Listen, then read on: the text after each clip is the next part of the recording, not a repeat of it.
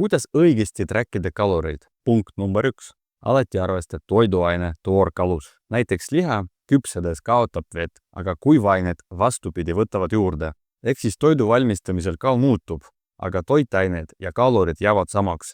Punkt 2.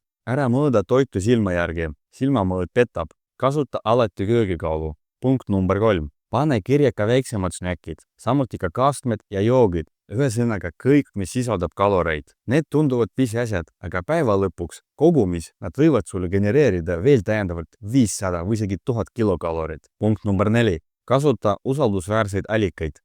Kõige täpsem on pakendil olev info. Samuti tuleb appi nutridata.ee. See on Tervise Arengu Instituudi hallatav tasuta andmebaas. Punkt number 5. Loe pakendi info tähelepanelikult. Vaata, kas toiteväärtus on esitatud 100 grammi kohta, valmistoote kohta või hoopis portsjoni kohta. See võib teha suure vahe. Punkt number 6. Tee trackimine võimalikult lihtsaks ja mugavaks. Proovi meie rakendus. Sealt leiad valmis toitumiskava, triipkoodi skänneri ja usaldusväärse andmebaasi.